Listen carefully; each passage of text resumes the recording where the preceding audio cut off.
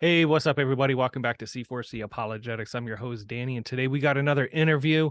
This interview is with a guy that I met over at the Free Grace Alliance workshop back in October in Texas. His name's Thani Abuhamad, and basically he has a website out there called goldenapples.art, A-R-T. Didn't even know art was a domain extension, but so basically, when we were at the Free Grace Alliance conference, I got to know Thani and we talked a little bit about just, life and what he was going through. And he had a workshop out there about deconstruction.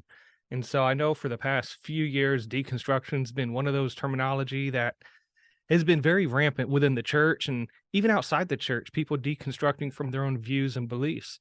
And so with this, I was able to be blessed and fortunate to be able to run into a guy who went through this struggle, this battle, and to be able to share his experiences and what he learned through the entire process of spiritual deconstruction.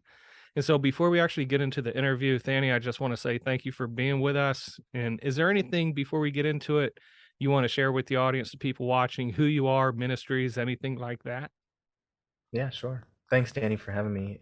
Like you said, I run a ministry called Golden Apples in Denton, Texas. And really, my whole thing is that I call myself an artist, a catalyst, and a dialogist. And You're gonna have to explain those terms for me. yeah, so artist being I'm a musician by trade and my training, and that's a huge part in which I want to minister to the world, and Hmm. and also be a model. Like Paul says, imitate me as I imitate Christ. Hmm. That's really how I want to minister to fellow creatives around me. Mm, Let me show you.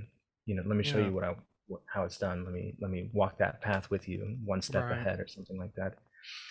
As a catalyst, I mean that to be the spark of change. So I run a small community of creatives in Denton Mhm. for artists, for Christian creative types, and we're really interested in developing a community that fosters growth, and specifically ministers to those who are in this crisis state of working through their beliefs. Yeah. As a free grace guy, like, that was critical for me, is making my faith my own and going against the grain of Hmm. what I inherited growing up. I come from a more kind of Reformed Calvinist Oh, okay. upbringing, Yeah. and so developing an environment where we can work diligently and honestly through you know biblical interpretation Yeah. that may or may not match up with tradition, that kind of thing. Right. And when I say dialogist, yeah, it's not a common word, but it just means someone who engages in a dialogue. So what I'm doing Mhm. right now, talking with you in an interview, or writing articles on my website Yeah. in written form, that kind of thing. So engaging with the public through podcasting, articles on concepts like spiritual deconstruction and stuff. So, Excellent. like you Excellent. said, that, yeah. You were saying what? Like I said, what? The website goldenapples.art, that's the landing spot for everything I'm doing. Now you mentioned artists, right? And have a Yeah. community of artists, Christian-based artists.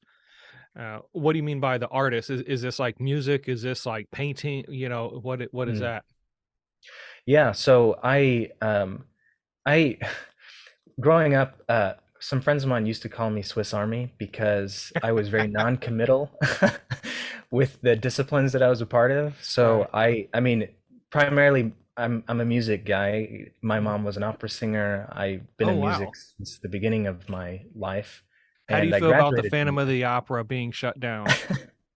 I had no idea they've been shut down. Well, 2023, they're done. Oh, ouch. Wow. Thanks, Well, I'm COVID. sure that will be just temporary until they start a new production Hopefully, somewhere hopefully. else. But I'm Yeah. sorry, you mentioned your mom was opera singer, so I was like, "Whoa, what's he think about Yeah. this?" So me and my daughter, we Yeah. love Phantom of the Opera. So Oh, nice. Yeah, that's a good yeah. one. But I'm sorry, I cut you Um, off. no, no, no. I'm a music guy, graduated in music Mhm. from University of North Texas. So that's really kind of the primary focus of what I do artistically. But I've always been interested in graphic design. I did film in high school. I did dance at one point. So I'm kind of all over the place. My yeah, the purpose of the Golden Apples ministry is to be an integration of all artistic disciplines, a collective Mhm. of Christian creatives that are collaborating together, doing life together across the whole spectrum of whether it's digital art, visual art, painting, sculpture, Mhm. dancing, film, acting, writing, you name it. Is anything like this out there already, or are you sort of a pioneer in this aspect? Um, I definitely, as I've been talking about this Mhm. to people over the last year, I've definitely been made aware of other versions of this. Mhm. I need to catch up on everything that's been out there. Okay. But in my area, at least in Denton, Mhm. in the North Texas area, I don't know of anything that exists like that. So that's partly why I've been so motivated to make Yeah. it happen. That's pretty exciting, man. I've never heard of some group community collaboration of like painters and musicians and things like that. So that's pretty neat. So, Yeah, well, today we're talking about this big old word called deconstruction. Talking yeah. about it really from a faith perspective, a Christian spiritual deconstruction aspect.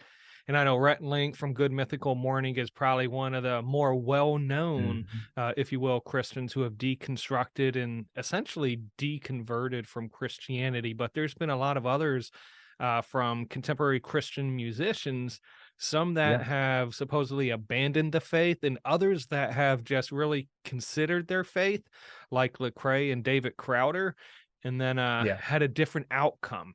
And so, as we're getting into this interview, Thani, could you explain what is commonly believed about the term deconstruction? Yeah.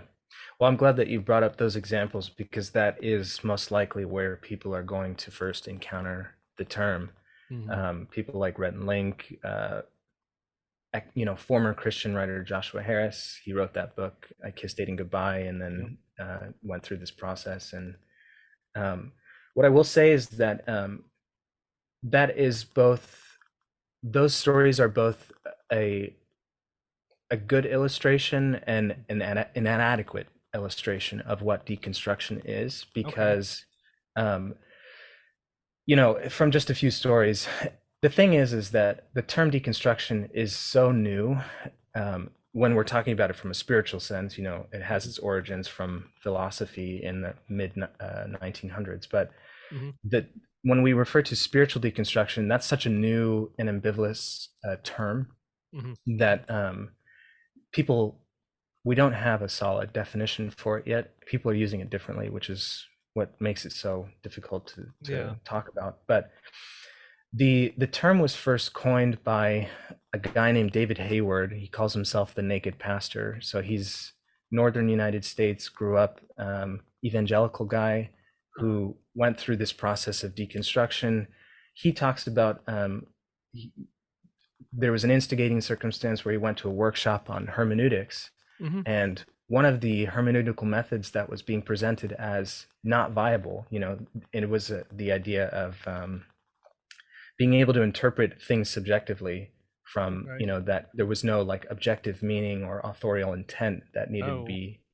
So it was being presented by the Christians as this is not, a viable way to interpret the Bible, and he was actually very attracted by that, yeah. and that kind of led him into this journey of crisis and reevaluating everything. And Oh, he right. used the word. He was the first one, supposedly, to have used the word deconstruction to refer to this, mysterious process that he was going through.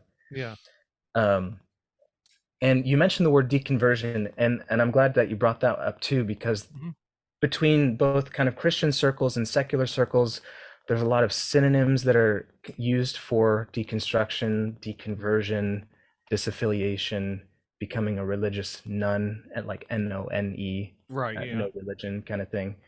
And and I push back against those synonyms a little bit because I feel like when we talk about deconstruction, it doesn't, and I'll give my definition in a little bit, but it doesn't it doesn't require only one outcome of leaving the faith entirely, losing it, which is, I think, what a lot of Christians think of, because you see Rhett and Link, you see Joshua Harris, you see the lead singer of Hawk Nelson, or some of the people from Hillsong go Mhm. through deconstruction, and the result is inevitably, yeah, none of this is real, and I don't believe this anymore, or something distorted.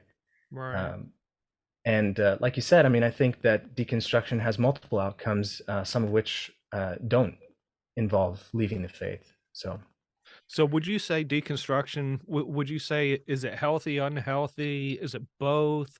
Does it depend? What are your thoughts and why? mhm, that's a good question. The way that I like to say it is that the process itself is inherently neutral, Mm, and the reason why is because my take is that people don't willingly enter deconstruction. It's something that happens to them. mm, There's a crisis.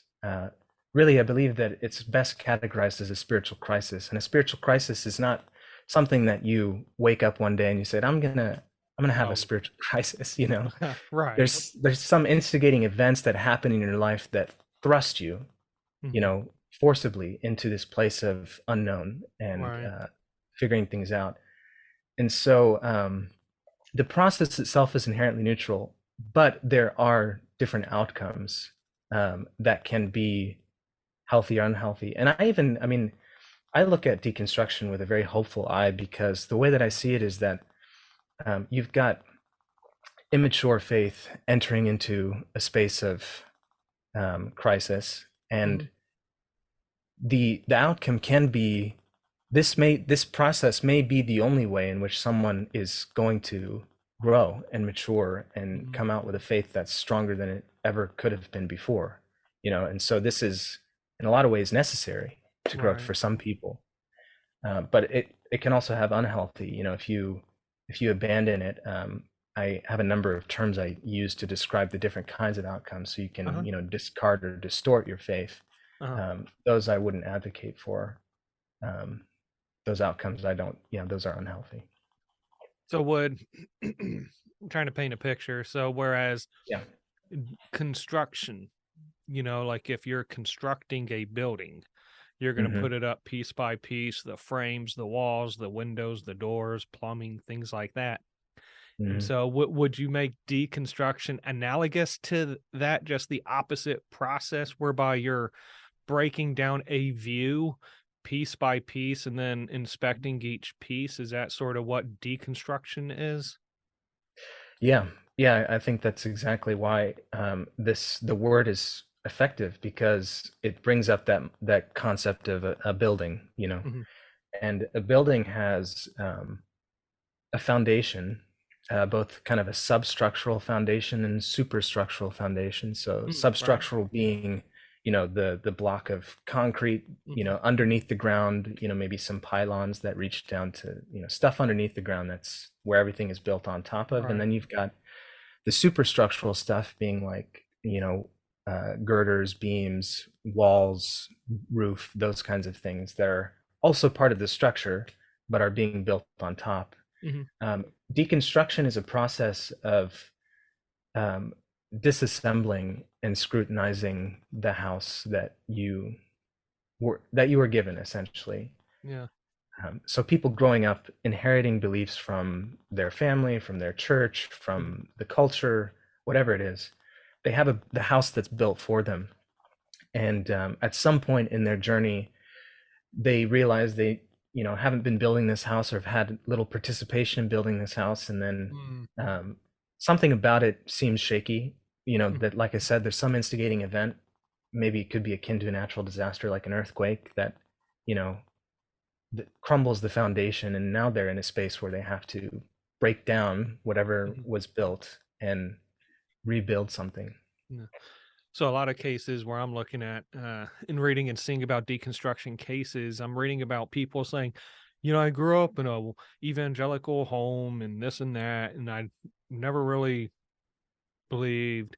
Uh, I look at that, sort of like this house analogy where someone just grows up in this house that's already built.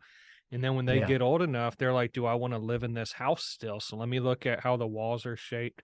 Uh, with that regard, and knowing a little bit about the generalized idea of deconstruction, what does it specifically mean when we're talking about Christian deconstruction? Could you elaborate on Mhm. that aspect?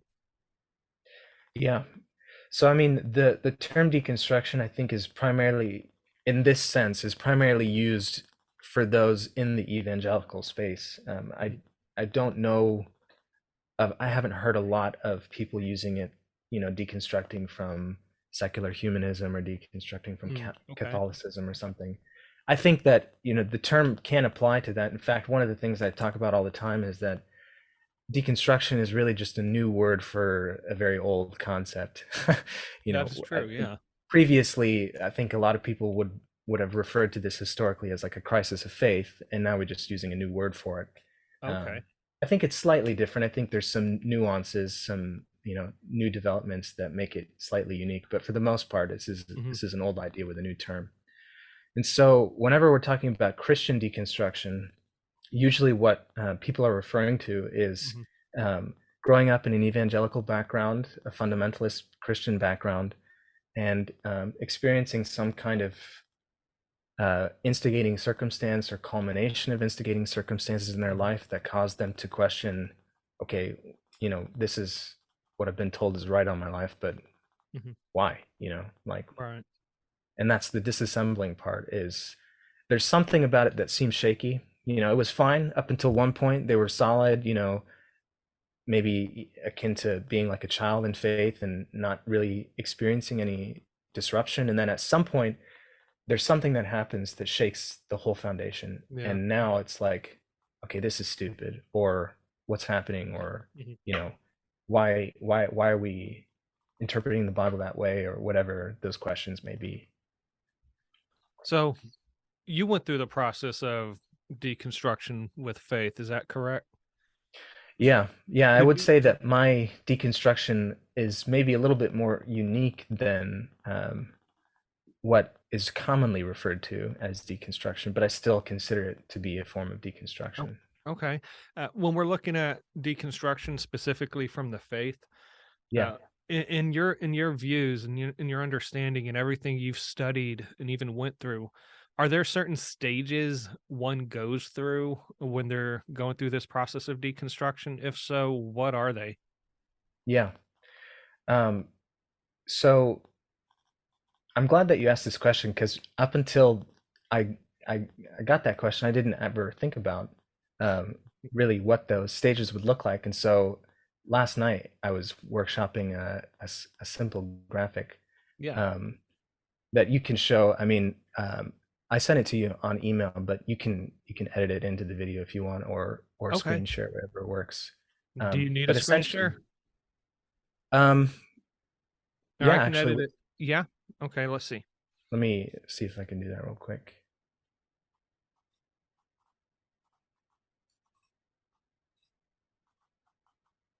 Do. Okay, you Sorry, I should should have be warned good you. now. No, you're good. All right, let's You see. should be able to now. All right, can you Okay. see Yep. that screen? Got it. Okay, so basically, the way that I conceptualize the stages of this process being, you've got, pre-crisis state and you've got post-crisis state. Um, so let me give you my just very clear definition of deconstruction before I move on. Yeah. The way that I define it is it's a spiritual crisis in which someone disassembles and scrutinizes fundamental theological beliefs and logical frameworks that they inherited. Okay. And Right. so seeing it as a crisis means that it's something that kind of happens to them. Hmm. And then they're forced into a situation of, all right, now I'm here. And so that's why whenever I talk about the pre-crisis state, you've got that everything is fine.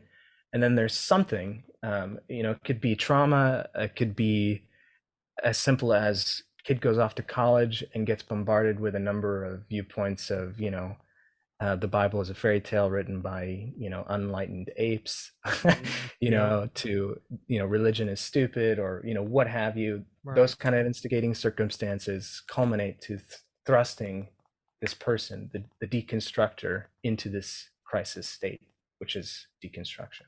Hmm. And it's a point of no return. You can't you can't go back to that blissful ignorance, or that Mm. you know you have to work with it. And so that's the the deconstruction process itself involves instability and then these resolutions. Hmm. And I say resolutions because it's not a linear process. Perhaps it can be in some cases, but it's not required to be a linear process that, um, I I have I have immature faith, Mhm. instigating circumstance, I deconstruct, I reconstruct, I'm done.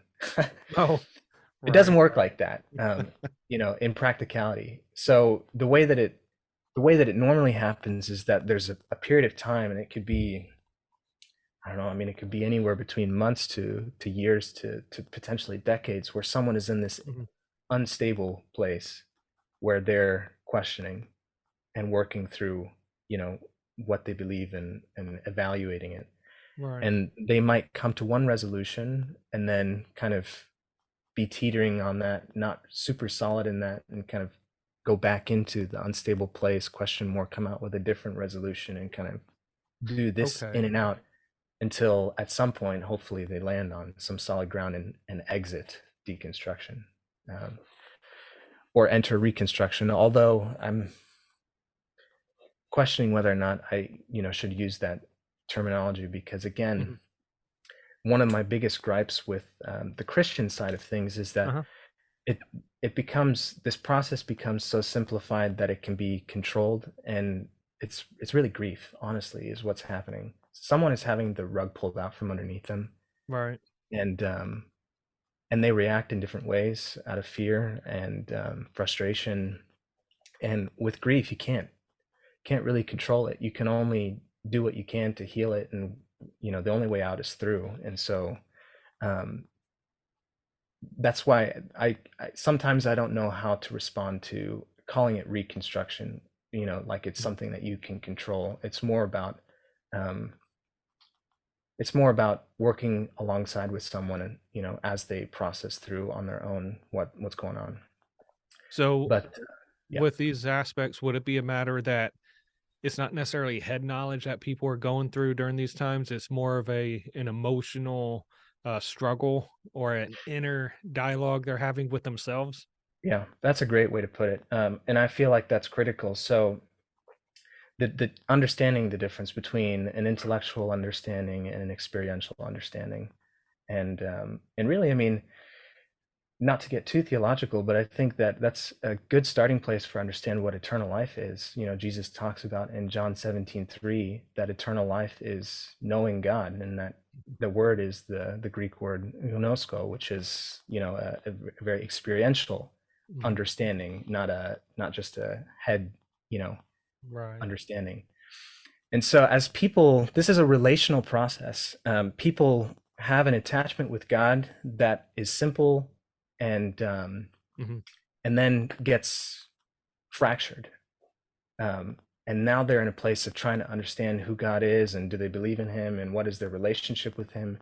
And the whole process is fundamentally, I think, um, an experiential, developing an experiential understanding of who He is, and developing that intimacy with Him, Mhm. in their theology, in their understanding of reality.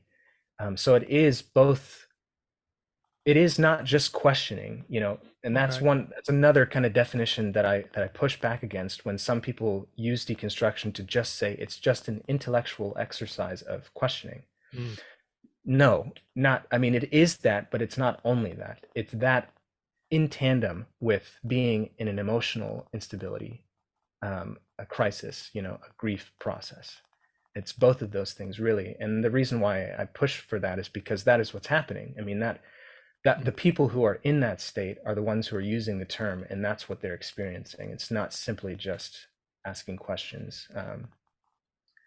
So so yeah, it is really what I think deconstruction is like you said, it's taking head knowledge, something you've got someone who's given a basket of beliefs, Mhm. and they're holding the basket, and it's not really theirs. They're holding it, for somebody else. And at some point, they hit a point in their own faith journey where they have a choice of making it their own, or dropping it. And so this is the process of figuring that out. Okay. Now, you had made mention that you personally had went through this process or something similar to it, if you will. Yeah. Because couple questions for you. What were some questions you personally wrestled with through this process? And what were your struggles emotional, intellectual? You said, many times they can be both, but it's always like an inner grief. Could you Yeah, explain what you wrestled with and just a little bit about that? sure.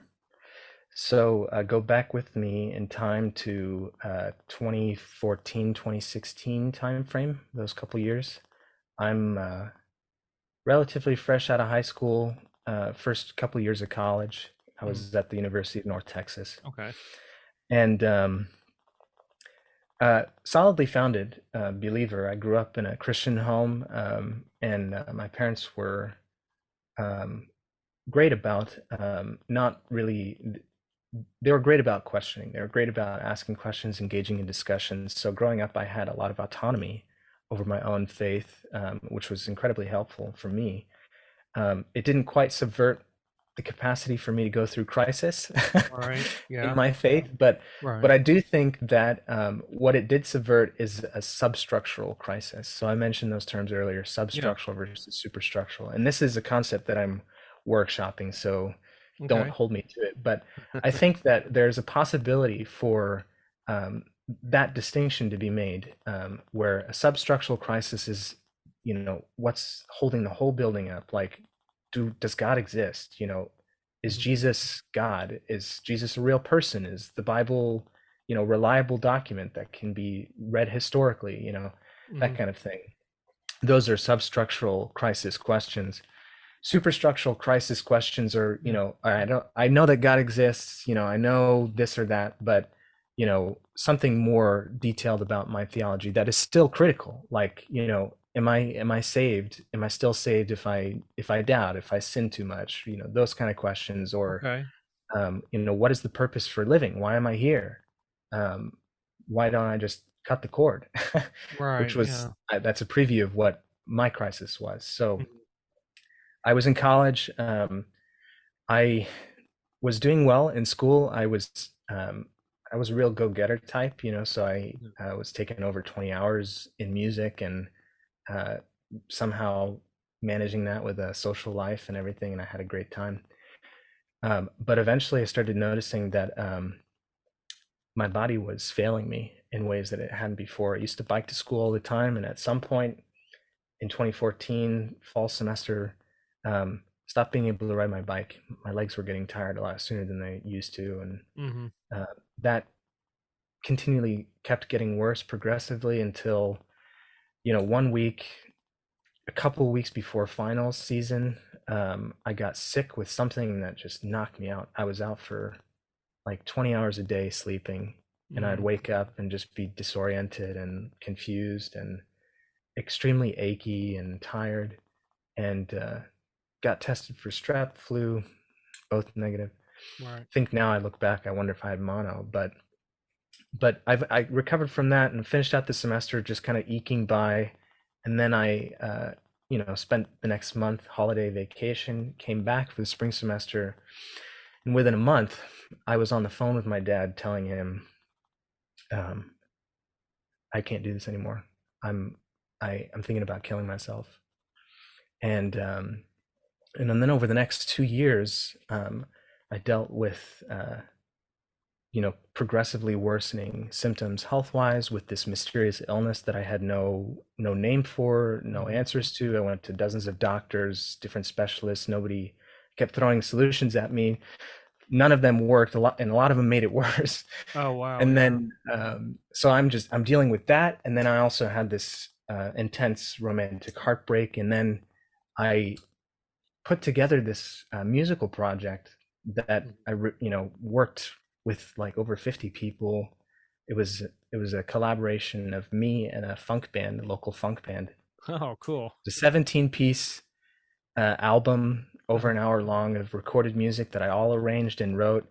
I poured my heart into this. Mhm. We raised tens of thousands of dollars to make it happen, and everything went swimmingly until the day that it released. And then to this day, so I released that in the beginning of 2016, and Mhm. even up to now, I think I've sold 2 copies. Oh, wow. And so when I talk about instigating circumstances Hmm. in that graphic of the stages, Hmm. when I look back at my own story, those are the instigating circumstances that weren't necessarily related to my faith, but that thrust me into a crisis slash grief state. Right. Um, and so that heartbreak, that chronic illness, and um, that outward failure of everything that I worked for and cared about, Right. and claimed identity. And I was a musician. That was who I was. I'm an artist, and nobody cares. I have nothing of value to offer. Mm. um, and over the next 2016 2017 timeframe, Hmm. I would call my deconstruction crisis. Those things thrust me into this state of grief, and lack of stability that started to bring into question spiritual things as well. And really, the root of my questioning, like I said, it wasn't a substructural thing. I mean, at that point, I was staunchly free grace, so I knew that I Yeah. was saved. I Right. knew that there was nothing that I could do. I mean, also in vulnerability. I mean, at that time, I was steeped in sexual addiction and Okay. sleeping and overeating and complete isolation. I mean, I spent a whole year in one room. I hardly left that room more than five Oh, times. wow. Wow. So I was just debilitated as a Yeah. person in every way. And but I knew I was saved. I never really had major questions about that. I mean, every once in a while I have doubts, but nothing that rocked me. Really, the root of my questioning was, what's the point? Yeah. Why am I here? Especially because I know that I'm saved and know where I'm going. I'm in a lot of suffering right now. I have no hope for getting out of this because I didn't even have a name for my disease at the time. I Right. went to so many doctors. I'm just stuck. And so my solution was, well, I can just go be with the Lord. What's the point? Yeah. And so that was the root of my deconstruction process, was Right. struggling with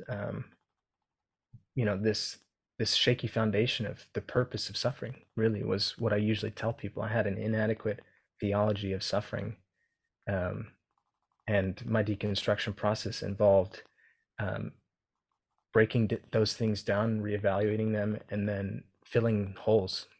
Dr. Dave Anderson talks a lot about how What? our our hope in theology and developing an understanding, a framework of reality, is not to have a perfect system without holes necessarily, but just to adopt the one or develop one that has the fewest holes, the ones that we can deal with. And so Hmm. that was me. I had a lot of holes. I had no reason to live. I had no reason to live on earth in this life. And it took me um, developing a whole picture of both the positive and specifically the negative consequences for believers. Mm. Uh, in fact, at the time, and I don't want to talk too much about this, and Uh-huh. there's other questions, but me reconstructing, if you want to use that term, Okay. was developing an adequate understanding of the negative consequences. Hmm. Um, at the Bema seat, for instance, suffering loss of rewards, or an understanding of what Jesus talks about when he references the outer darkness, Right. or John in First John talking about being ashamed at his second coming. Right. Um, those kinds of things, an experience of Gehenna for Christians, that kind of thing. Um, because at the time, it's like, all right, I'm suffering so much, and I know the positive rewards that I'll be forfeiting, Hmm. but that's okay. I'll still be with the Lord. I'll be okay. Yeah. I can deal with that. The suffering that I'm experiencing too much, it's not worth it. When I started to develop a whole picture of Mhm. both the positive and the negative consequences, the scale started to tip. Now I'm like, okay, maybe my temporary suffering is, Right. worth going through compared to what I'm, risking here. Was there ever a point during that process that you ever considered the fact that the faith you once held to was not true? Did that ever come up? And did you fear that you believed in something that wasn't true? And did that ever happen? Yes. Yeah, I mean, I wouldn't say that my process was defined by that, like it is with a lot of people. Right. When we're talking about deconstruction, that is usually what is happening, is that they're questioning everything, and Mm. afraid that they might have been believing something wrong from the get-go, and that everything they have is wrong. Right. And that's incredibly frightening. I mean, I was suicidally depressed, and so I had doubts. Right. There would be days where I'd wake up and I'd be like, what if this is all wrong? But I wouldn't say that my process was defined by that per Mhm. se. Um, yeah, So you had made mention in the fact that yours wasn't really, questioning the faith per se, but just looking at it yeah, from the aspect of suffering and maybe, the issue of theodicy and, Epicurean yeah, paradox type deal, things like that. Uh, what convinced you to hold on to Christianity, or in the fact on what convinced you to stay here, that there was purpose even in yeah, the midst of your struggles? Uh, what kept you here? yeah. Well, the with the question about, you know, why did I continually believe that Christianity was valid, Hmm. in light of that whole crisis circumstance, um, emotionally, I couldn't come up with a better alternative, and intellectually, I couldn't come up with a better alternative. I Okay. mean, I Yeah. wasn't really, I didn't really get into apologetics until after all this, Hmm. and that's when I started to really kind of get solid on, historical arguments, the person of Jesus, and the Hmm. claims that he made, even cosmological arguments for the existence of God and things like that. All right. And I think those are solid. But at the time, that I didn't have a deep understanding of those kind of apologetic approaches, and I still believe that Christianity was valid because Mm. at that time I had personal experiences that I couldn't justify Mhm. away. You know, Yeah. I had been in an intimate relationship with God that I didn't reject for years, and so even though I was in crisis, I'm a very intellectually based person. Seems like I'm it. not a very yeah, I'm not a very I'm learning to be more emotionally expressive and more in touch with my emotions. It's part of my recovery and my growth. Uh-huh. But at the time, my questions were highly intellectual, and even at that point, I mean, I just had no faith in any of the other systems that I had known about, Mhm. secular humanism or Buddhism. I would say that at the time I was struggling because I really was so attracted to the idea of nihilism, eternal oblivion. I wanted to fall asleep and never wake up, Mhm. was really what I wanted. I didn't even want the good stuff. Yeah. At the time, the suffering was just intense enough to where that was the most attractive option. Right. But it was more of a hopeful idea to play with in my head than it was an actual intellectual um, conviction. I knew that that wasn't viable. And so yeah, I mean, those were that my personal experiences with Christ and with the Father beforehand were critical to keeping me solid. I couldn't rationalize those away, um, and didn't have a better alternative. There wasn't another system that I was approached with at the time. Mhm. I think that happens to a lot of people. They're approached with a system that does seem better than the one they were given. That Uh-huh. wasn't my case. So when you had made mention that faith wise, theological wise, Yeah, you couldn't see a better framework or a better worldview than biblical Christianity, and the fact that it held true not only from aspects of Jesus and the historicity there, but your personal experience and testimony. yeah, But you had mentioned the fact that you just wanted to go to sleep and not wake up. How yeah. did you overcome that feeling, and who who do you attribute the fact that we're able to just talk to you today, and that you were able to overcome the suicidal ideations and to be here? What happened? Well, um, I don't remember the exact date, but I think it was April 11th, Hmm. 2016. I walked out of my house at 10 or 11 at night, um, and I tried to kill myself 3 times. Oh, wow. And I came back that night, 3 or 4 in the morning. I came back home, and my dad was there waiting for me. Hmm. And I told him, I mean, I was so out of it, just like delusional at the time, just Hmm. so despairing that I had nothing really to say. I was just confused and ashamed and myriad of emotions. But the one thing I told him was, I'm not ready. I'm not ready to call it quits yet. Hmm. And I think immediately after that is when I started to get, uh, well, when I started to take initiative on my own to dig deep and try to understand, try to get an answer to the question I had of what's the point? Right. Um, are these rewards that Christ keeps offering me throughout? Christ and the other writers of the New Testament keep offering me throughout the New Testament. Are they really worth it to Hmm. go through personal suffering? I mean, that's a huge narrative of the New Testament is suffering for something greater. It's in every book. I've Yes. yet to come across a book that doesn't touch on that concept at least. Right. And so really in dealing with that question is why are they saying this? Why is Jesus saying this? Why is Paul saying this? Why is Peter saying this? That um, this temporary suffering is worth it for something greater. What are these rewards that are so much worth it?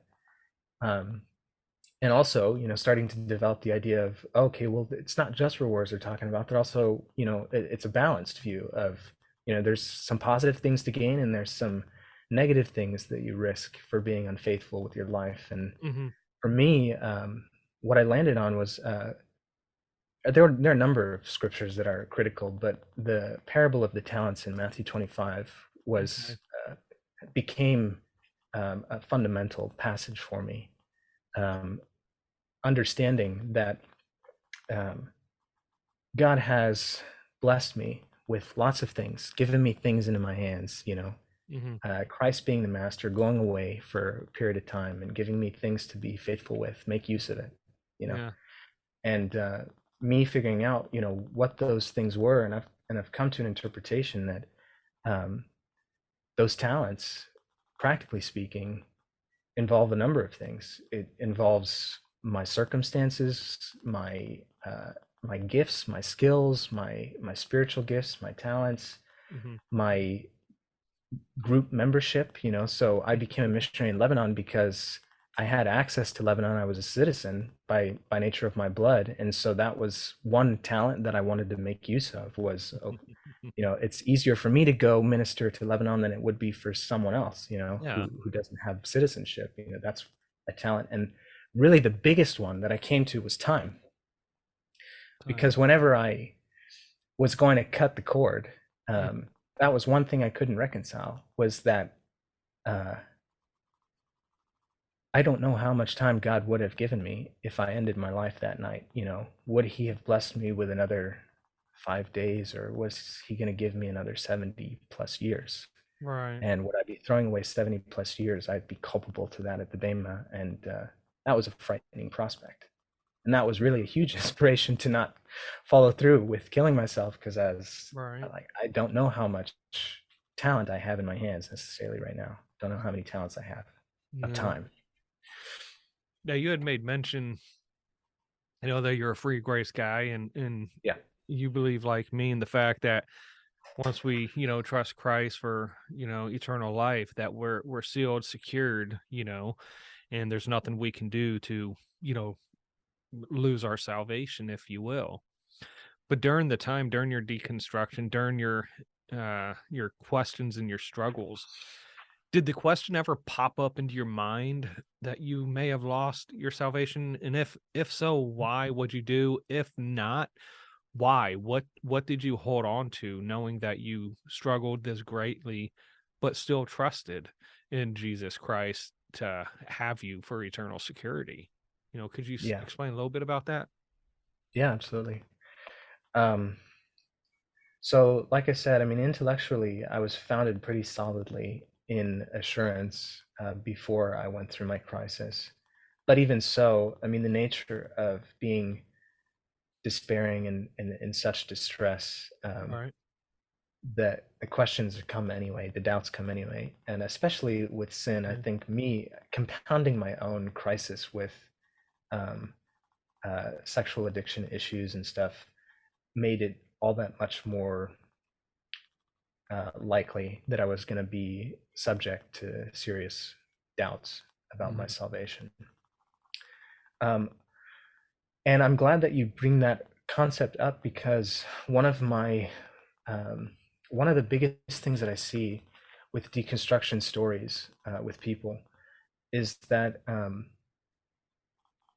at some point along the way of their journey, someone that they trusted suggested or told them outright, you know, maybe you're not saved, or be careful, because if you Right. doubt too much, you know, you'll apostatize and then you'll lose your Right. salvation. So coming from an Armenian perspective, but um, and I can't tell you how destructive that is, because you know, like I said, the deconstruction process for the most part is involuntary. It happens to you. You Mhm. know, there's something that happens in your life that causes you to question, and it's not that you woke up one day and said, I'm going to defect. You know, Yeah. at some point in the journey, maybe you do get fed up and you make the you know, a decision that you're accountable for just throwing out the baby with the bathwater. Right. but but the initial circumstance is not your fault. And so whenever you have someone that you trust, someone who is supposedly representing Christ, coming along and saying, yeah, you're never really one of us, or, you know, you're not really regenerate, you're not really in God's hands, you know, you're proving yourself to never have been saved, or you're threatening your own salvation. I can't tell you how destructive that is for people who are in a crisis. I mean, they're in trauma, and you're telling them something that is just compounding the despair. Right. Um, and so, you know, I'm still doing the research for all this in the book that I'm writing, but I think that the psychological principle of secure attachment. Are you familiar with attachment theory at all? No, not really. Uh-uh. Neither am I. But attachment theory is, from what I understand it, it's the concept that having a solid foundation in relationships is critical to growth. Mhm. So usually it's referring to children as they're developing and maturing, their relationship with their parents or whoever their guardian is, Mhm. or, you know, siblings growing up, they have an attachment to, and it can be secure or insecure. Mhm. And secure attachments are ones where they're most conducive to growth. Um, so whenever we have an attachment to God as well. It's a relationship, right? That's Mhm. critical to our understanding of our faith, is that our relationship with God is personal and intimate. Um, the need for that to be, if it's not solid, if it's not secure, if it's unstable, Mhm. you can't move forward. You can't grow. And so whenever you have someone coming along the way and destabilizing your foundation about how you see God and Mhm.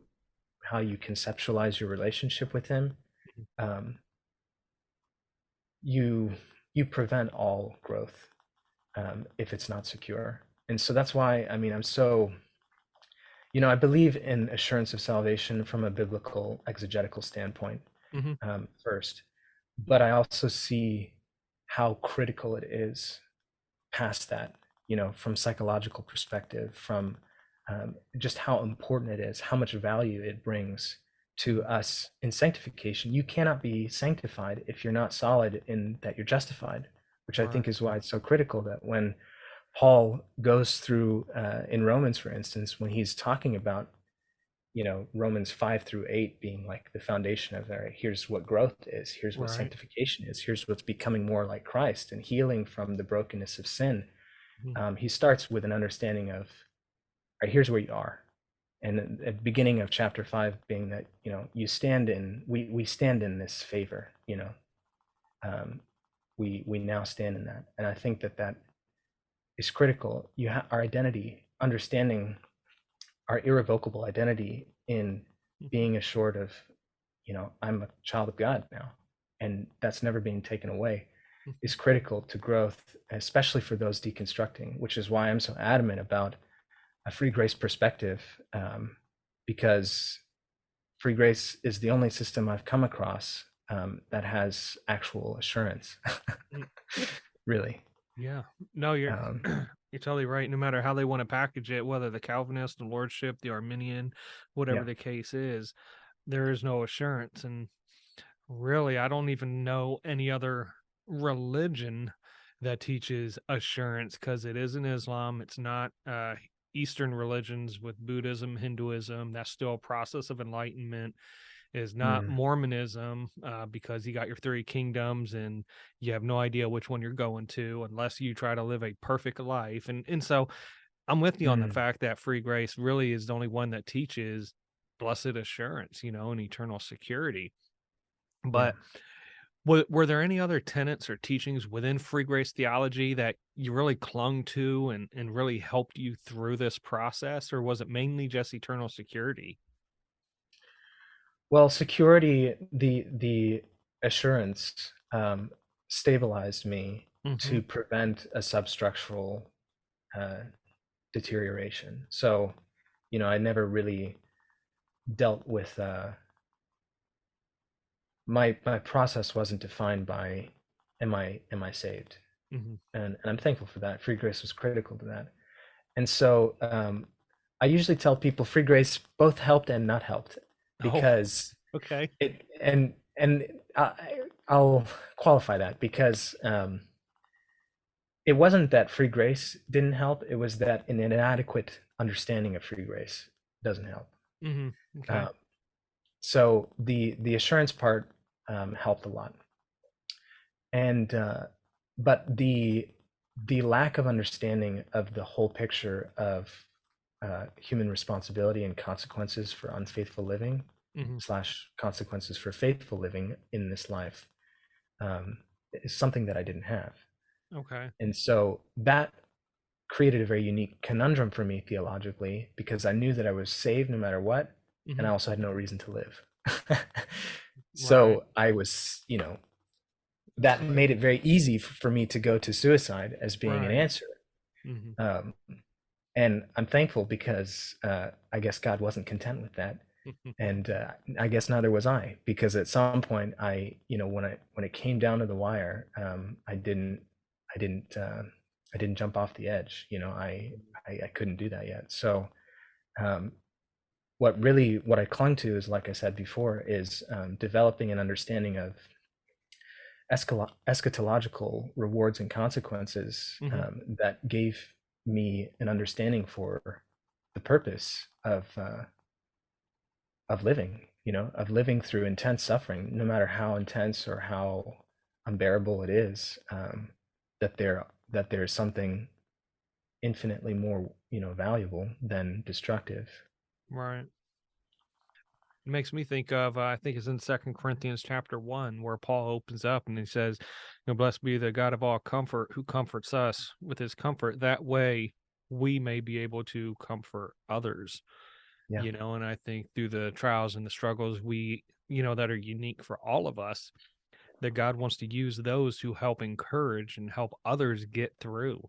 I tend to call those victory testimonies. But Mm. so, what would you like to say to anybody that may be watching that is currently going through this process of spiritual deconstruction? What advice, what would you want to say to those people in the middle of it right now? Yeah. Um, well, the first thing that I would say is, I'm sorry that you're going through it. Because the way that I see it is the rug's been pulled out from underneath you, and you didn't ask for Mm. that. Yeah. You're in a state of confusion and despair and instability that that you didn't ask for, that you didn't willingly enter, and and I don't even think that you did anything to warrant that necessarily. And so a huge part of my ministry to people in deconstruction is to come alongside them and counsel them, minister to them, comfort them in that space of, this isn't your fault. Um, you're Now you still have a responsibility. You have a choice to make. Um, about how you're going to respond to all this. this suffering that you're in. But the fact that you're in it is, you didn't do anything to warrant this necessarily. And I'm also sorry for the ways that people don't help, because both sides of the coin, from the Christian side of things, from the secular side of things, um, there's very unhelpful, even hurtful responses, whether it's being dismissed or invalidated, being rejected, being cast out, that kind of thing, is incredibly hurtful. And in fact, I mean, one thing I would say to deconstructors is that it's important to know that you're going to be hurt by people that you trust in your process of grief than you'll likely ever be hurt in any other stage of your life. People don't know what to do. People are horrible grief counselors. I think Job's friends were great up until they opened their mouths, really. And so the last few things I would say really is the only way out is through. I mentioned that before. You can't go back, and I'm sorry to tell you that, but the truth is there is hope that you can exit this space. You don't have to be in this crisis forever. And we can't necessarily control how long you're in this space, but we have opportunity. You have opportunity in your own choices. God's going to continually be pursuing you and chasing you and helping you. And then people like me and other people around you, who I call guidance groups, we also have a part to play. And if we all work together, we can exit this crisis. We can work toward that solution. So, Amen.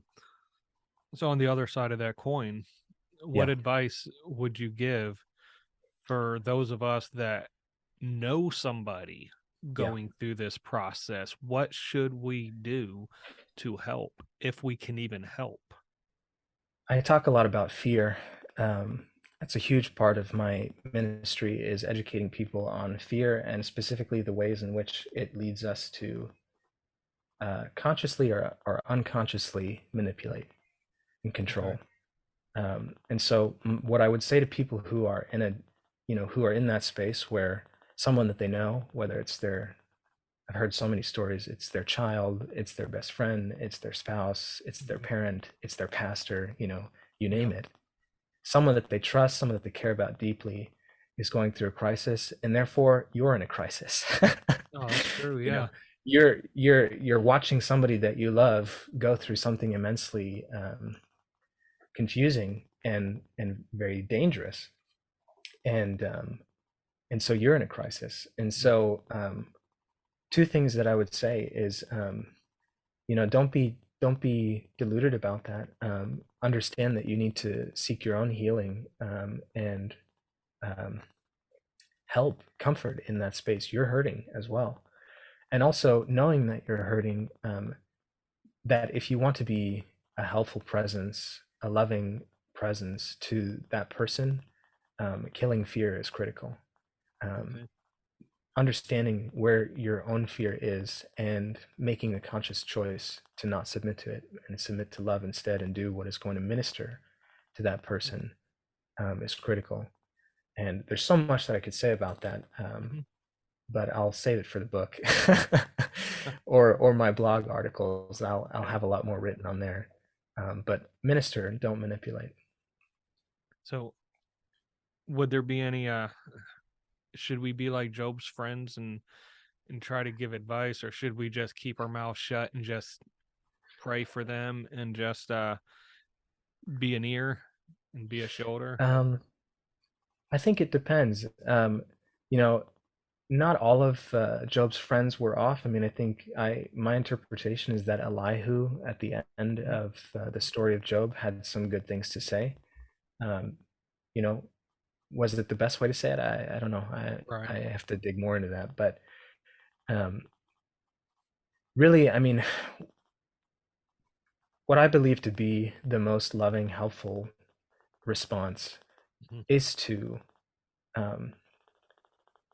be quiet when you need to be quiet, and speak encouragement when you need to speak encouragement. really the way that I talk about it is having an analytical eye. Mm, So I didn't get into this in this interview, but um, there are multiple roots of the deconstruction crisis. You know, it can mm, be intellectual, it can be emotional, it can be traumatic, um, and so being able to, at every given moment that you're interacting with someone in that crisis, understanding where they are in that moment, you know, are they dealing with an intellectual issue? You know, I can't make sense of this. right. Discuss intellectually, you know, patiently and gently, but, you know, interact with them intellectually because that's what they're dealing with at the time. If the root of their crisis in that moment is emotional, you know, they're disenchanted by the fact that um, you know, there's so much suffering in the world, and you know, where's God's goodness in that? Or Mm, um, there's a very unfortunate conflation between Christian fundamentalism and the Republican Party and the rise of Trump, and the mm, character of that guy is not great. You know, what's all that about? You mhm, know, or my church talks about love, but you know, at the end of the day, you know, they seem to be more about money or whatever. mhm, Those kind of emotional disenchantment issues, you engage with that emotionally. You know, it doesn't need logical discourse at that point. It doesn't need theological interpretation. That's not really the root of what they're needing. right.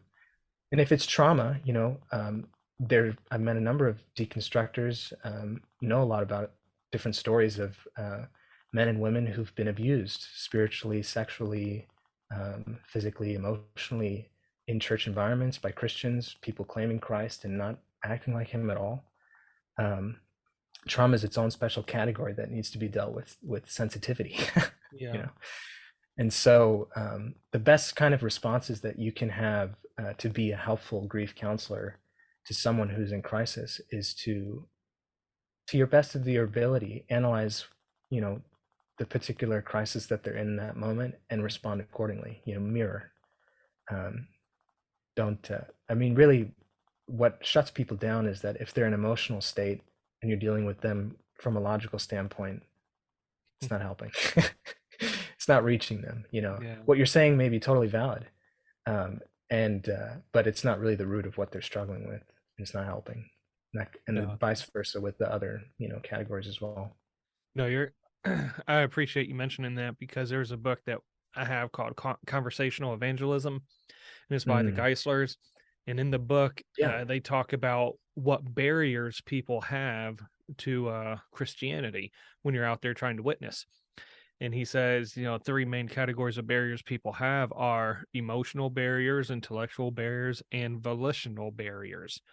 And Oh, basically, interesting. with volitional barriers, it's the fact that they just don't want to believe, they don't want to trust. And so, one of the questions we ask right up front is if all the evidence pointed to Christianity being true, would you believe? If they say no right off the bat, I mean, we move on. Yeah. But then he talks about the emotional and the intellectual. Sometimes the intellectual questions are, I can't understand, you know, the Trinity, and it's so far out, you know, or they have some sort of academic type question they can't reconcile. So, like you say, that's when we want to give an intellectual answer. And then if Yeah. it's an emotional, if they went through trauma, maybe they lost a loved one so early in life. I mean, Yeah. trying to spout out scripture and intellectual understanding to what happened is not going to help the emotion trauma there. And that's where we need to weep with those that weep, mourn with those that mourn.